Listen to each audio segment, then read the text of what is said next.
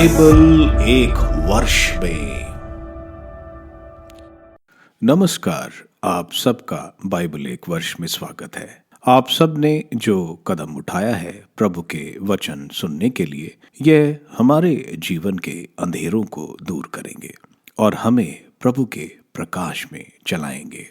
आज हम संत यूहन्ना के सुसमाचार का अध्याय 15, यिर्मयाह के ग्रंथ का अध्याय 51 और 52 सुनेंगे। प्रभु का वचन सुनने से पहले आइए हम ईश्वर से प्रार्थना करें।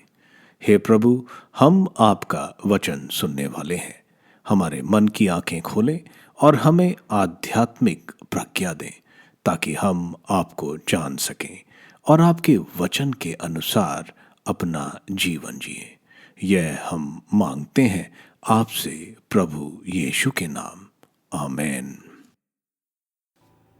संत यूहन्ना का सुसमाचार अध्याय 15। मैं सच्ची दाखलता हूँ, मैं सच्ची दाखलता हूँ और मेरा पिता बागवान है। वह इस डाली को जो मुझ में नहीं फलती काट देता है और उस डाली को जो फलती है छांटता है, जिससे वह और भी अधिक फल उत्पन्न करे। मैंने तुम लोगों को जो शिक्षा दी है उसके कारण तुम शुद्ध हो गए हो। तुम मुझ में रहो और मैं तुम में रहूंगा। जिस तरह दाखलता में रहे बिना डाली स्वयं नहीं फल सकती, उसी तरह मुझ में रहे बिना तुम भी नहीं फल सकते। मैं दाखलता हूँ और तुम डालियां हो। जो मुझ में रहता है और मैं जिसमें रहता हूँ वही बहुत फलता है, क्योंकि मुझसे अलग रहकर तुम कुछ भी नहीं कर सकते। यदि कोई मुझ में नहीं रहता तो वह सूखी डाली की तरह फेंक दिया जाता है। लोग ऐसी डालियां बटोर लेते हैं और आग में झोंक कर जला देते हैं। यदि तुम मुझ में रहो और तुम में मेरी शिक्षा बनी रहे तो चाहे जो मांगो वह तुम्हें दिया जाएगा। मेरे पिता की महिमा इससे प्रकट होगी कि तुम लोग बहुत फल उत्पन्न करो और मेरे शिष्य बने रहो। भ्रात प्रेम की आज्ञा। जिस प्रकार पिता ने मुझको प्यार किया है, उसी प्रकार मैंने भी तुम लोगों को प्यार किया है। तुम मेरे प्रेम में दृढ़ बने रहो। यदि तुम मेरी आज्ञाओं का पालन करोगे तो मेरे प्रेम में दृढ़ बने रहोगे। मैंने भी अपने पिता की आज्ञाओं का पालन किया है और उसके प्रेम में दृढ़ बना रहता हूँ। मैंने तुम लोगों से यह इसलिए कहा है कि तुम मेरे आनंद के भागी बनो और तुम्हारा आनंद परिपूर्ण हो। मेरी आज्ञा यह है, जिस प्रकार मैंने तुम लोगों को प्यार किया है उसी प्रकार तुम भी एक दूसरे को प्यार करो। इससे बड़ा प्रेम किसी का नहीं कि कोई अपने मित्रों के लिए अपने प्राण अर्पित कर दे। यदि तुम लोग मेरी आज्ञाओं का पालन करते हो तो तुम मेरे मित्र हो। अब से मैं तुम्हें सेवक नहीं कहूंगा। सेवक नहीं जानता कि उसका स्वामी क्या करने वाला है। मैंने तुम्हें मित्र कहा है, क्योंकि मैंने अपने पिता से जो कुछ सुना वह सब तुम्हें बता दिया है। तुमने मुझे नहीं चुना, बल्कि मैंने तुम्हें इसलिए चुना और नियुक्त किया कि तुम जाकर फल उत्पन्न करो, तुम्हारा फल बना रहे और तुम मेरा नाम लेकर पिता से जो कुछ मांगो वह तुम्हें वही प्रदान करे। मैं तुम लोगों को यह आज्ञा देता हूँ, एक दूसरे को प्यार करो। संसार का बैर, यदि संसार तुम लोगों से बैर करे तो याद रखो कि तुमसे पहले उसने मुझसे बैर किया। यदि तुम संसार के होते तो संसार तुम्हें अपना समझकर प्यार करता, परंतु तुम संसार के नहीं हो, क्योंकि मैंने तुम्हें संसार में से चुन लिया है। इसलिए संसार तुमसे बैर करता है। मैंने तुमसे जो बात कही उसे याद रखो। सेवक अपने स्वामी से बड़ा नहीं होता। यदि उन्होंने मुझे सताया तो वह तुम्हें भी सताएंगे। यदि उन्होंने मेरी शिक्षा का पालन किया तो वह तुम्हारी शिक्षा का भी पालन करेंगे। वे यह सब मेरे नाम के कारण तुम लोगों के साथ करेंगे, क्योंकि जिसने मुझे भेजा उसे वे नहीं जानते। यदि मैं नहीं आता और उन्हें शिक्षा नहीं देता तो उन्हें पाप नहीं लगता, परंतु अब तो उनके पास अपने पाप का कोई बहाना नहीं। जो मुझसे बैर करता है वह मेरे पिता से भी बैर करता है। यदि मैंने उनके सामने वे महान कार्य नहीं किए होते जिन्हें किसी और ने कभी नहीं किया, तो उन्हें पाप नहीं लगता।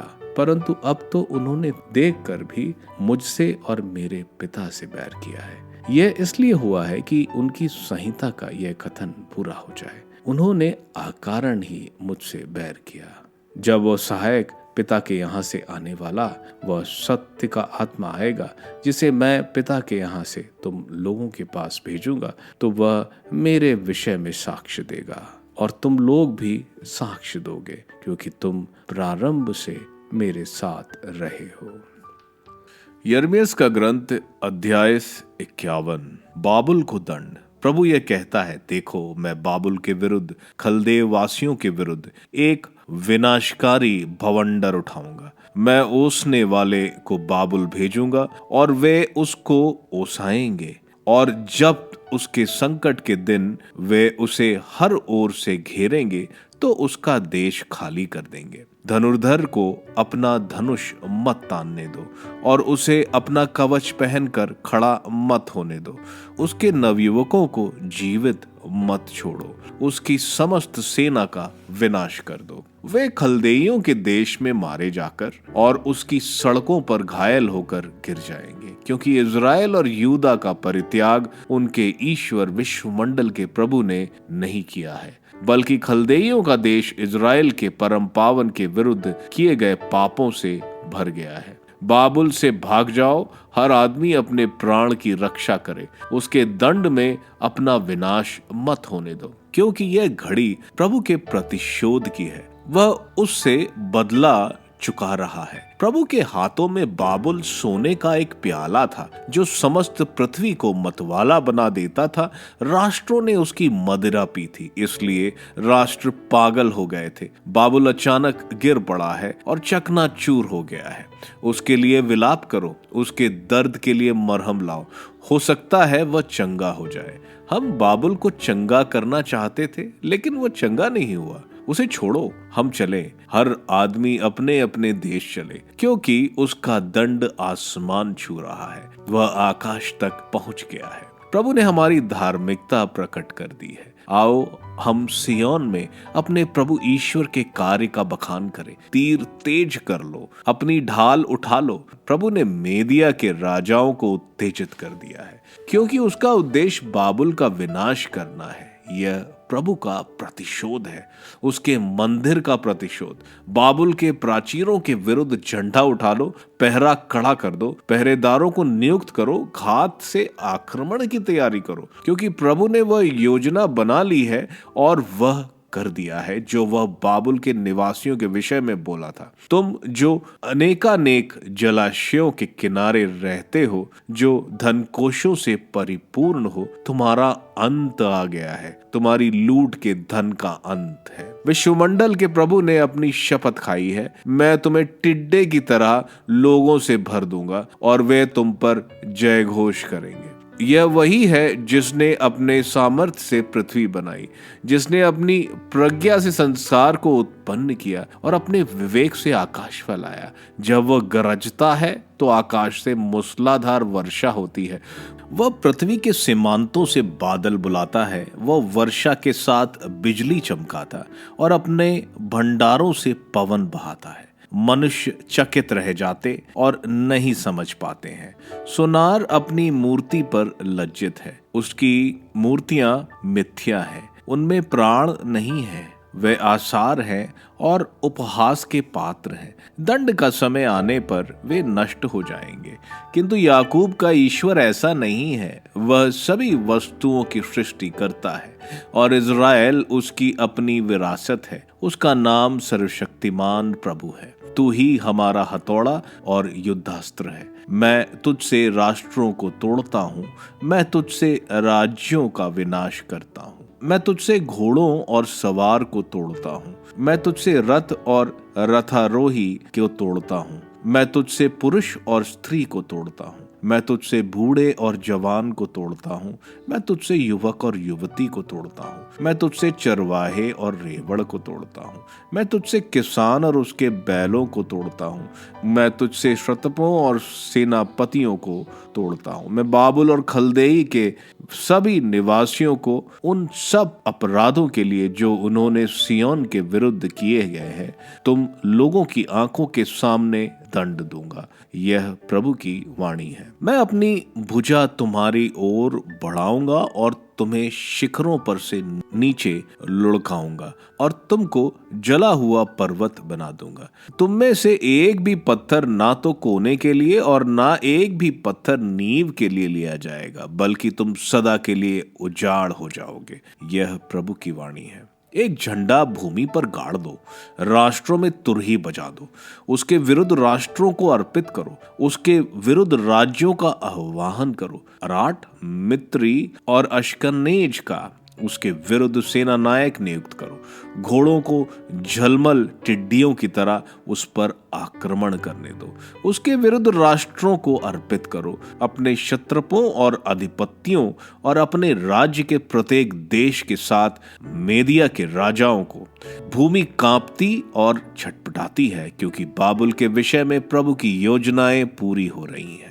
बाबुल देश को उजाड़ और निर्जन बनाने की बाबुल के योद्धाओं ने लड़ाई छेड़ दी है। वे अपने दुर्गों में छुप गए हैं, उनका साहस टूट गया है। वे स्त्रियां जैसे हो गए हैं, उसके घर जल रहे हैं, उसके फाटकों की अर्गलाई टूट गई है। एक संदेहवाहक दूसरे संदेहवाहक से मिलने के लिए दौड़ रहा है और एक दूत दूसरे दूत से मिलने के लिए दौड़ रहा है, जिससे वह बाबुल के राजा को सूचना दे कि उसके नगर पर चारों ओर से अधिकार कर लिया गया है, घाटों पर अधिकार कर लिया गया है, बुर्जों में आग लगा दी गई है और सैनिकों में भगदड़ मची हुई है, क्योंकि विश्वमंडल का प्रभु इज़राइल का ईश्वर यह कहता है, बाबुल की पुत्री दावनी के समय के खिलहान जैसे हो गई है, जबकि कुछ ही घड़ी बीतने को है और उसकी कटनी का समय आ जाएगा।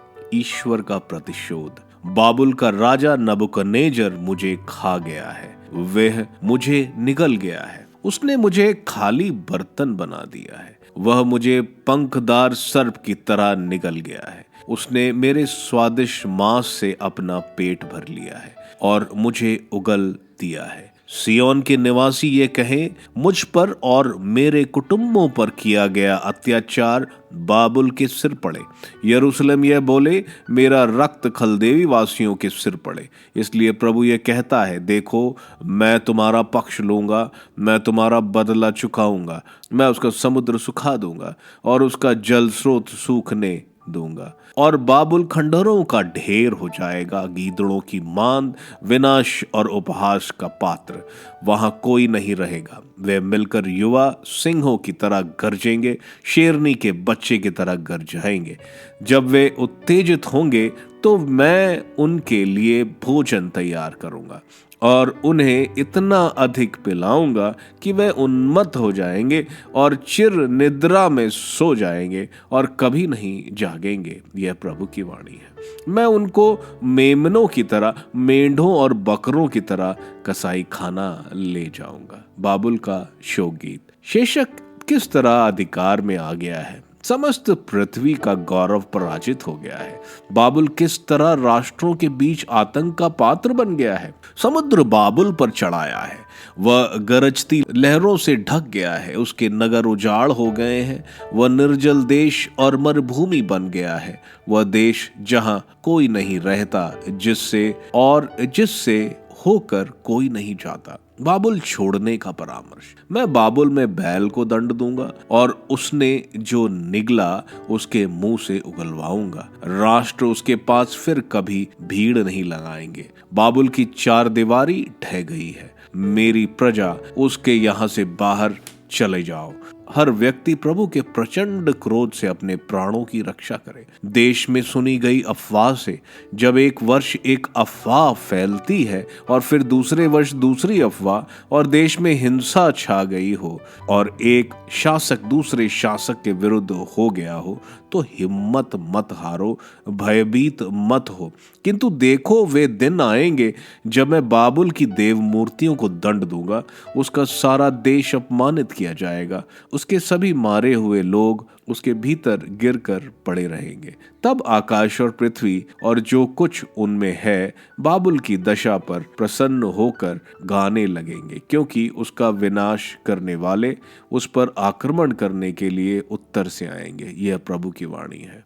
इस्राएल के मारे हुए लोगों के कारण बाबुल का निश्चय ही पतन होगा। जैसे बाबुल के कारण पृथ्वी भर के मारे हुए लोग नीचे गिरे थे, तुम लोग जो तलवार से बच निकले हो चलते रहो, मत रुको, दूर रहकर भी प्रभु का स्मरण करते रहो और अपने मन में यरूशलेम की याद बनाए रखो। हम लज्जित थे क्योंकि हम अपमानित हुए थे, हमारा चेहरा शर्म से भर गया था, क्योंकि प्रभु के मंदिर के पवित्र स्थानों में विदेशियों ने प्रवेश किया था।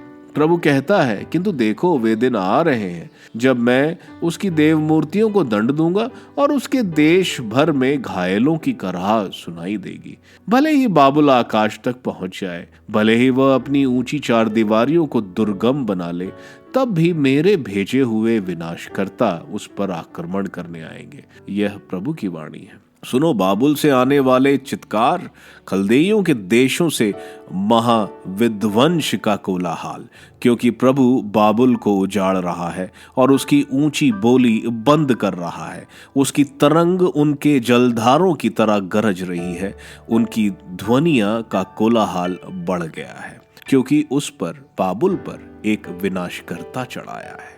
उसके योद्धा बंदी बना लिए गए हैं, उनके धनुष तोड़ दिए गए हैं, क्योंकि प्रभु प्रतिफल देने वाला ईश्वर है, वह निश्चय ही बदला चुकाएगा। मैं उसके राज्यपालों और बुद्धिमानों को, उनके क्षत्रपों, उसके पदाधिकारियों और उसके सैनिकों को मदमत बना दूंगा। वे चिर निद्रा में सो जाएंगे और फिर नहीं जागेंगे। यह उस राजा की वाणी है जिसका नाम विश्वमंडल का प्रभु है। विश्वमंडल का प्रभु यह कहता है, महान बाबुल का चार दीवारी तोड़ दी जाएगी और उसके ऊंचे प्रवेश द्वार जला दिए जाएंगे। इस प्रकार लोगों ने व्यर्थ ही परिश्रम किया होगा, राष्ट्रों को थकाने वाला परिश्रम जल कर भस्म हो जाएगा। यिर्मयाह का आदेश, यह वह आदेश है जो नबी यिर्मयाह ने महव्या के पुत्र नेरिया के पुत्र सराया को उस समय दिया था जब वो यूदा के राजा सदकिय्याह के साथ उसके राज्य के चौथे वर्ष बाबुल गया था। सराया उसका प्रधान प्रबंधक था। यिर्मयाह ने बाबुल पर आने वाली सभी विपत्तियों को एक पुस्तक में लिख लिया था, उन सब बातों को जो बाबुल के विषय में लिखी है। यिर्मयाह ने सराया से यह कहा था, जब तुम बाबुल पहुंचोगे तो तुम ये सभी बातें पढ़कर सुना दोगे और यह बोलोगे, प्रभु तूने इस स्थान के विषय में कहा है कि इसका इस प्रकार विनाश हो जाएगा कि इसमें मनुष्य या पशु कोई भी निवास नहीं करेगा, यह सब दिनों के लिए उजाड़ हो जाएगा। यह पुस्तक पढ़कर समाप्त करने के बाद तुम इसमें एक पत्थर बांध दोगे और इसे फरात में फेंक दोगे तथा यह कहोगे, इसी तरह बाबुल भी डूब जाएगा और मैं इस पर जो विपत्ति ढाने जा रहा हूं उसके कारण यह फिर कभी ऊपर नहीं उठेगा। यहां तक यिर्मयाह के वचन। यिर्मयाह का ग्रंथ अध्याय 52। उपसंहार। जब सदकिय्याह राजा बना तो वह 21 वर्ष का था। उसने यरूशलेम के 11 वर्ष तक शासन किया।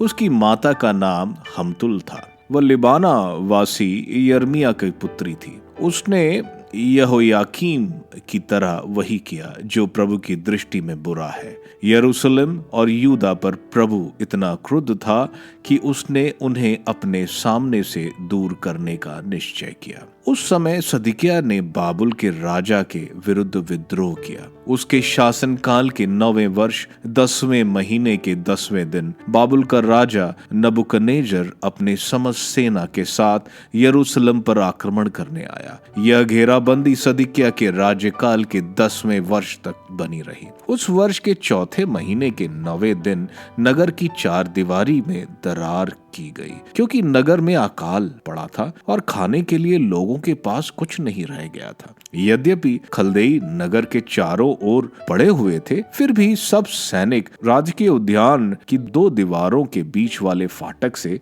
रात को नगर से बाहर निकले और अराबा की ओर भाग गए। खलदेई सैनिकों ने राजा का पीछा किया और यरीको के मैदान में सदिकिय्याह को पकड़ लिया। उसकी सारी सेना उसे छोड़कर तितर बितर हो गई। उन्होंने राजा को बंदी बना लिया और वे उसे बाबुल के राजा के यहाँ हमात देश के रिबाला ले गए तथा उसने उसे दंडाज्ञा दी। उसने सदिकिय्याह के पुत्रों को अपने सामने मरवा डाला और यूदा के सभी राज अधिकारियों को भी वध रिबला में करवा दिया। उसने सिदकिय्याह की आंखें निकलवा दी और उसे कांसे की बेड़ियों से बंधवा दिया। बाबुल का राजा उसे बाबुल ले गया और उसे मृत्यु के दिन तक बंदी गृह में रखा। बाबुल के राजा नबूकदनेस्सर के राज्यकाल के 29वें वर्ष 5वें महीने के 10वें दिन अंगरक्षकों के नायक और बाबुल के राजा के सेनापति नबूरादान ने यरूशलेम में प्रवेश किया।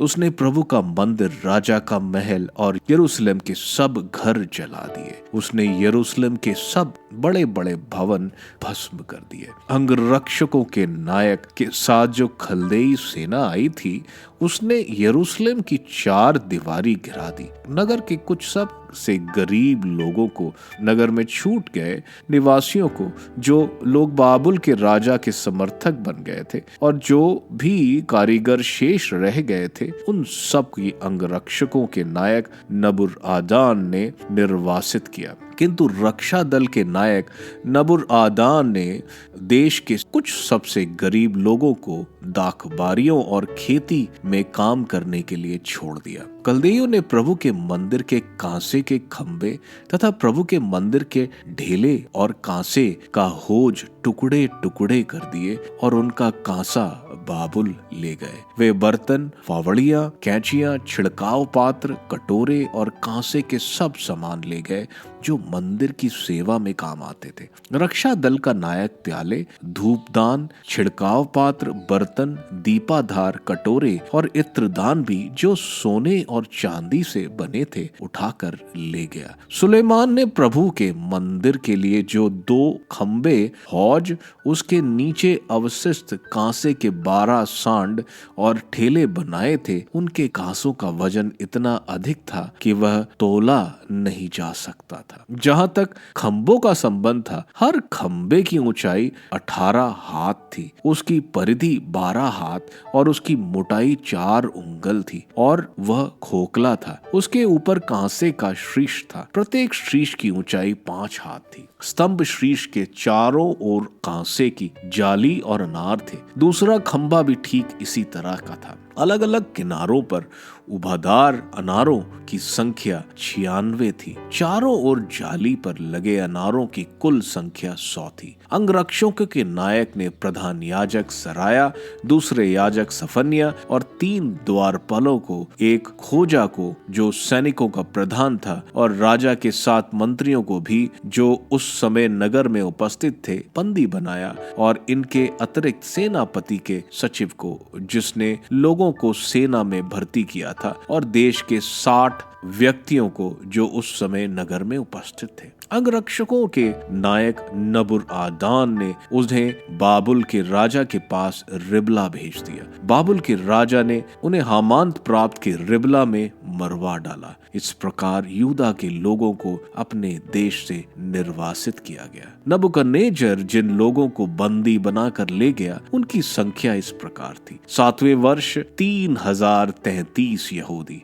नबूकदनेस्सर के 18वें वर्ष वह यरूशलेम से 8 832 लोगों को बंदी बनाकर ले गया। नबूकदनेस्सर के 23वें वर्ष रक्षा दल का नायक नबूरादान यहूदियों में 745 व्यक्तियों को बंदी बनाकर ले गया। इन सब लोगों की संख्या 4600 थी। यूदा के राजा यहोयाकीम के निर्वासन के 47वें वर्ष 12वें महीने के 25वें दिन बाबुल के राजा एविल मदरोक ने अपने राज्यारोहण के वर्ष यूदा के राजा यहोयाकीम को क्षमा कर दिया और उसे बंदी गृह से मुक्त कर दिया। उसने उसके साथ अच्छा व्यवहार किया और बाबुल में अपने साथ रहने वाले राजाओं में उसे सर्वोच्च आसन दिया। यहोयाकीम ने अपने कैदी वस्त्र उतारे और वह अपने जीवन भर प्रतिदिन राजा के यहाँ भोजन करता रहा। जब तक वह जीवित रहा, उसे मृत्यु के दिन तक राजा द्वारा उसकी दैनिक आवश्यकता के अनुसार नियमित भत्ता दिया जाता रहा। संत यूहन्ना के सुसमाचार के अध्याय 15 में प्रभु बता रहे हैं कि प्रभु दाखलता है और हम डाली हैं। जो प्रभु के साथ जुड़ा रहता है वह जीवन में बहुत अच्छे आध्यात्मिक फल पैदा करेगा और जो प्रभु से दूर रहेंगे वह सूख जाएंगे। प्रभु पिता परमेश्वर को बागवान बोल रहे हैं जो इन सूखी डालियों को यानी प्रभु से दूर डाली को शिक्षा की आग में जला देते हैं। परमेश्वर हम डालियों की कमजोरियों को दूर करते हैं ताकि हम अधिक फल पैदा कर सकें। बाग को हमेशा इज़राइल से तुलना किया गया है। पुराने विधान के बाग की स्मृति नहीं थी, इसलिए नए विधान यानी प्रभु यीशु के साथ सब समृद्ध हैं। प्रभु बोल रहे हैं कि ईश्वर में प्रेम हमारे उनके आज्ञाओं के पालन करने से ही दिखाता है। प्रभु अपने प्रेम की आज्ञा फिर दोहरा रहे हैं। शिष्यों को अपना मित्र बता रहे हैं, इतना प्यार उनके प्रति। आगे प्रभु बोल रहे हैं कि प्रभु के संदेश के कारण इन शिष्यों को बैर का सामना करना पड़ेगा क्योंकि प्रभु से भी लोगों ने बैर किया है। प्रभु आगे पवित्र आत्मा के वरदान की बात कर रहे हैं जो पिता और पुत्र के द्वारा अभिषिक्त होते हैं। यिर्मयाह के ग्रंथ के अध्याय 51 में हम देखते हैं प्रभु द्वारा भविष्यवाणी बेबीलोन की तबाही की, बेबीलोन के पापमय आचरण की वजह से। यह हमें ईश्वर द्वारा दुष्ट की सजा का संदेश भी देता है। अध्याय 52 हमें यरूशलेम और मंदिर की बर्बादी फिर से दर्शाता है जो यूदा के ईश्वर के रास्ते पे ना चलने की वजह से हुआ। अध्याय के आखिरी में हम यहोयाकीम की रिहाई भी देखते हैं। आप सबको धन्यवाद ईश्वर के वचन सुनने के लिए। मैं आपसे विनती करता हूं कि आप बाइबल एक वर्ष में को दूसरों के साथ शेयर करें क्योंकि प्रभु का वचन स्वयं प्रभु यीशु है। प्रभु को दूसरों को देने वालों को प्रभु की आशीष जरूर मिलेगी। मैं आप सबका बड़ी बेसब्री से कल इंतजार करूंगा। धन्यवाद।